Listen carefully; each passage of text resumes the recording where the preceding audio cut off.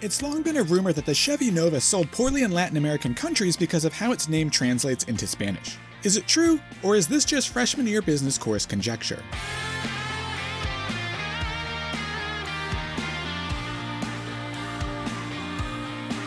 Business experts often refer to the story of the Chevy Nova as an example of a failed product from out-of-touch executives who didn't do their homework.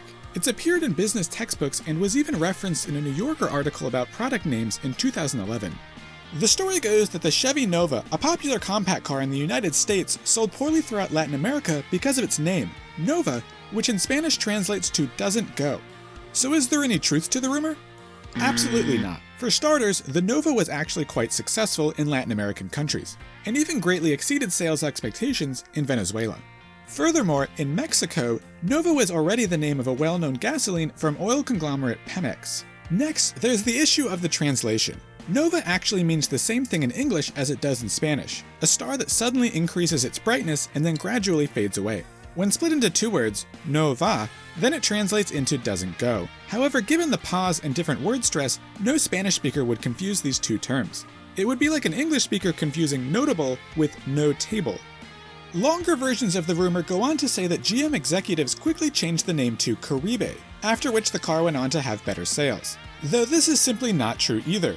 In fact, GM executives were well aware of the similarities between Nova and Nova, but correctly assumed it was too much of a non-issue to even warrant attention. Likewise, the Nova was never actually sold anywhere under the name Caribe. The Chevy Caribe was a one-off customized convertible edition of the Chevy Impala, made for display at auto shows. There was also later a concept built of the Camaro Caribe, which was a pickup version of the Chevy Camaro. Coincidentally, the Volkswagen Golf was actually sold in Mexico under the name Caribe, though it's unclear why, as just like the Nova, Golf means the same thing in English as it does in Spanish. The story also states that the unrelated Vauxhall Nova was sold as the Opel Corsa in Spain for the same reasons. While it's true that the Vauxhall Nova was rebadged for the Spanish market, it had nothing to do with the Nova name scandal. It's also sold as the Opel Corsa in France and Germany, and was even rebadged again as the Holden Barina in New Zealand.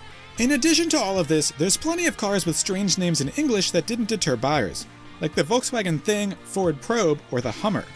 The interesting thing about the Nova is actually how it met its demise. After being sold for decades, Chevy decided to replace the Nova in the late 80s with the Geo Prism. Geo itself was really just a marketing ploy by GM to entice buyers who were uninterested in perennial American car brands. Meanwhile, the Prism was a rebadged Toyota Sprinter from Japan. In recent years, the Nova has started to take on collector status, with mint-condition examples of the Nova SS being sold for over $100,000 at auction.